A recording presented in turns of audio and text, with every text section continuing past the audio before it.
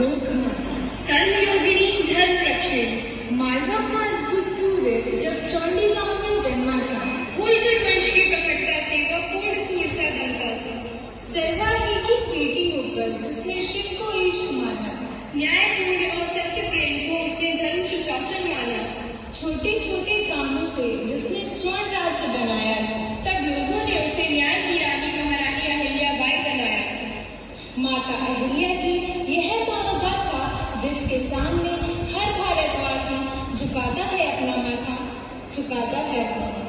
यह घटना ऐसी ही एक प्रेरणादायक न्यायप्रिय व साहसिक व्यक्तित्व के जीवन की है जिनका नाम है अहिल्याबाई। तो आइए हम इस महान शासक की जीवन गाथा आप सभी को सुनाते हैं।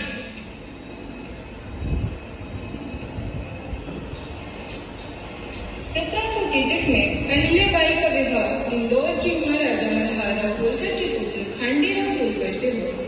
इस विवाह का प्रसंग भी बहुत रोचक है।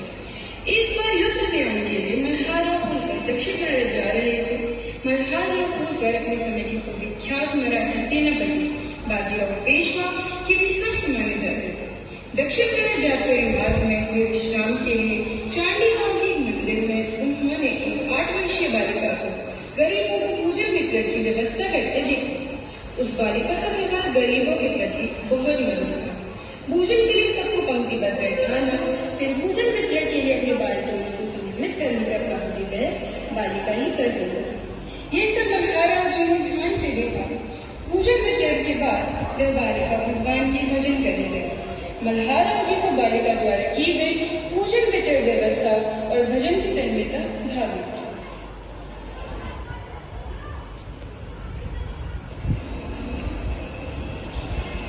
महाराज मल्हारराव होलकर अपने पुत्र खांडेराव की कुछ आदतों से व्यती रहते थे। पुत्र खांडेराव बहुत जिद्दी, चिड़चिड़ा और दुष्कर स्वभाव वाला था। मल्हारराव होलकर चाहते थे कि कोई ऐसी वधू आए जिसमें निभने और निभाने की कला हो और उनके पुत्र को सही मार्ग पर ला सके। अंततः 1733 में अहिल्याबाई का विवाह खांडेराव होलकर से हो गया। तब उनकी आयु मात्र 8 वर्ष की थी और खांडेराव से 2 साल बड़े थे। जिस प्रकार मंदिर में अपनी बालटोली का समन्वय करने की शैली मल्हारराव जी को अत्यंत पसंद आई, ठीक उसी प्रकार परिवार के भीतर अहिल्याबाई का आर्थिक अनुशासन इतना कठोर था जिसे देखकर मल्हारराव ने अपने राजकाज में सहभागी बनाया। परिवार के भीतर आंतरिक व्यय के लिए धन के समन्वय का कार्य अहिल्याबाई को मिला। सभी सदस्यों के निजी व्यय की सीमा निर्धारित होती थी। खांडेराव जी फिजूल खर्चे करते थे। उन्होंने 2 माह में ही पूरे वर्ष के लिए निर्धारित निधि व्यय कर ली। तीसरी माह जब खांडेराव कोषालय के पास धन की अपेक्षा में गए और कोषालय अहिल्याबाई से अनुमति मांगने गए और कहा, प्रणाम महारानी। महाराजा खांडेराव ने अपनी निर्धारित निधि व्यय कर ली है। अब वह और धन की अपेक्षा कर रहे हैं। आपकी अनुमति हो तो क्या उन्हें और धन प्राप्त कराया जाए? कदापि नहीं। अब उन्हें किसी भी प्रकार का धन प्राप्त नहीं कराया जाएगा। जैसी आपकी आज्ञा। जब अहिल्याबाई ने कोषालय द्वारा उन्हें धन देने से मना कर दिया, तब खांडेराव गुस्से में चिड़चिड़ा होकर अपने पिता मल्हारराव जी के पास गए और कहा, प्रणाम पिताजी, मुझे धन की आवश्यकता है। पुत्र, तुम्हें एक ही शर्त पर धन प्राप्त कराया जाएगा। तुम्हें अपना सारा समय प्रतिदिन पूजा पाठ में व्यतीत करना होगा। विवश होकर खांडेराव जी प्रतिदिन पूजन में बैठते, पुराण कथाएं सुनते और यहीं से उनमें परिवर्तन आना आरंभ हुआ।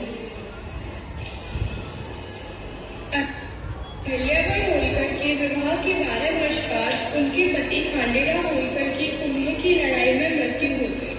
उनकी मृत्यु के बाद अहिल्याबाई ने सती होने का फैसला किया, लेकिन मल्हारराव होलकर ने उन्हें ऐसा करने से रोक दिया। कुछ साल बाद ही होलकर राज्य के संस्थापक मल्हारराव का भी 1766 ईस्वी में निधन हो गया।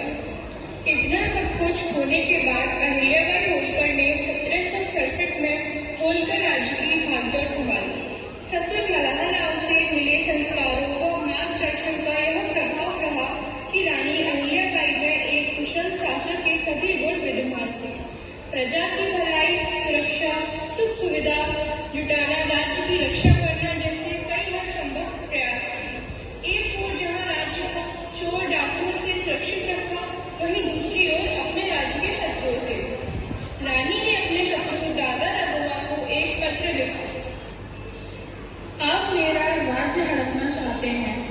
यह आपको शोभा नहीं देता। आप एक नारी के साथ युद्ध मत कीजिए, नहीं तो यह कलंक मिट नहीं पाएगा। मैं एक असहाय नारी हूँ, यह समझकर आप युद्ध करना चाहते हैं, तो इस बात का पता युद्ध भूमि में ही चलेगा। मैं एक स्त्री हूँ, युद्ध में हार भी गई तो मुझे कोई याद नहीं रखेगा।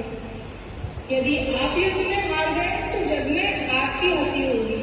मैं अपनी महिला सेना के साथ युद्ध में आपका मुकाबला करूंगी।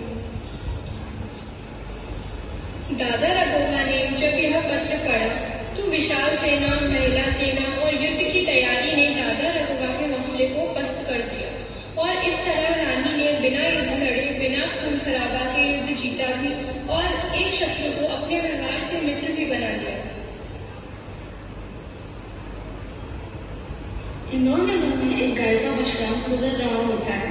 तभी अहिल्याबाई के पुत्र मालोजी राव अपने रथ पर सवार होकर गुजरे। अचानक रथ को देखकर गाय का बछड़ा बिदक गया, जिस कारण वह रथ के पहिए के सामने आ गए।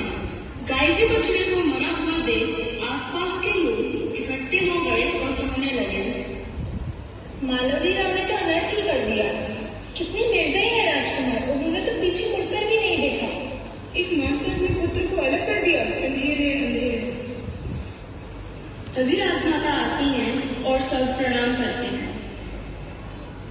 यह सब कैसे घटित हुआ, कोई बताओ मुझे, बताओ। तभी गांव के लोग उन्हें सब बताते हैं और महारानी तुरंत सभा बैठाने का ऐलान करती है।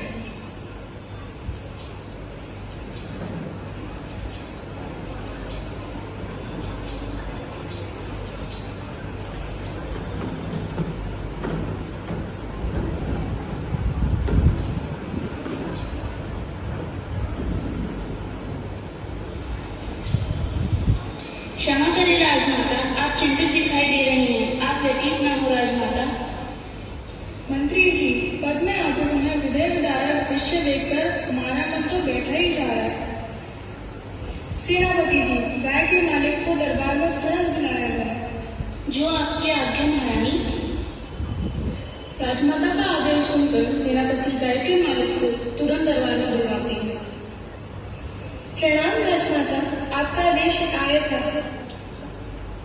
हम वास्तविकता जानना चाहते हैं। जो गांव के लोग कह रहे हैं, क्या वे सत्य है? राजमाता, प्रजाजन आपके सामने जो बोल रहे थे वह सत्य ही है। मालेराव जी ही इस गाय के अपराधी हैं। अपने पुत्र को अपराधी जानकर देवी अहिल्याबाई तनिक भी विस्मित नहीं हुई। उन्होंने तुरंत अपने पुत्र मालोजी राव की पत्नी मैनाबाई को दरबार में बुलाने का आदेश भिजवाया। प्रणाम राजमाता, आज्ञा कीजिए। मुझे मेरी न्याय प्रक्रिया में आपका सहयोग चाहिए। जी राजमाता, कहिए। अगर कोई माँ के सामने उसके बेटे पर रथ चढ़ा दे और रुके भी ना, तो उसे क्या सजा देनी चाहिए? ऐसा कौन है हमारे राज्य में राजमाता जिसने ये घोर अपराध किया है? मुझे तो सोच सोच की घृणा हो रही है, किस प्रकार की माता को उसके बालक से अलग करने का एक दंडनीय अपराध कर सकता है। ऐसे व्यक्ति को तत्काल मृत्युदंड मिलना चाहिए। रानी अहिल्याबाई ने देर न करते हुए मालोजी राव को मृत्युदंड की सजा सुना दी और कहा, उसी स्थान पर उन्हें हाथ पैर बांधकर डाल दिया जाए।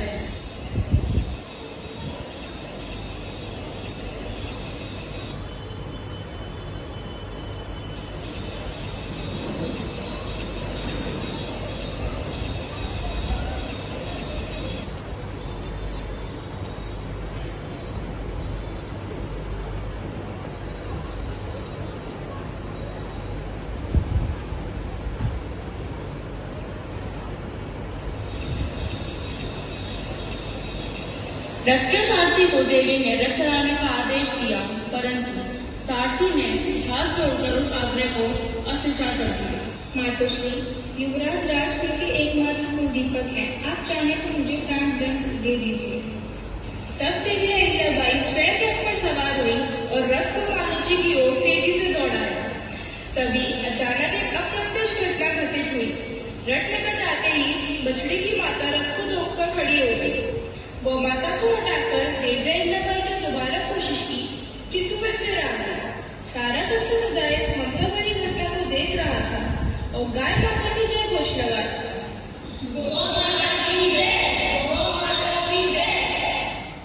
देवी अहिल्याबाई की आंखों से अश्रुधारा बह निकली। गौमाता ने अपने पुत्र को खोकर भी किसी माता को दीपक बुझने ना दिया। तो ऐसी थी हमारी पुण्य श्रोता राजमाता अहिल्याबाई। भारत के नारी रत्नों में तुम एक रत्न, उज्ज्वल चरित्र का मापदंड, साकार स्वप्न, वीरता, शौर्य, करुणा का एक रसायन तुम, तांडव की ध्वनि पर सामवेद का गायन तुम। जब अंधकार में भारत के जन सोते थे, भयत्रस्त और कातर होकर वे रोते थे। विभ्रमित हुआ था धर्म, लुप्त सब ज्ञात कर्म, तब तुमने फूंका शंखनाद, बतलाया सबको न्याय मर्म। तू राजनीति की ज्ञाता थी, भारत की भाग्य विधाता थी। तू महाराष्ट्र की बेटी थी, पर सकल राष्ट्र की माता थी। चंडी, सरस्वती और वैष्णवी शक्ति एक साथ आई थी। ममता की त्रिविध मूर्ति जैसी रणवीर अहिल्याबाई थी, रणवीर अहिल्याबाई थी। तू ज्ञान कर्म या राजनीति का मधुर मिलन, हे ममता की मूरत तुम्हें शत बार नमन, हे ममता की मूरत तुम्हें शत बार नमन, हे ममता की मूरत तुम्हें शत शत बार नमन।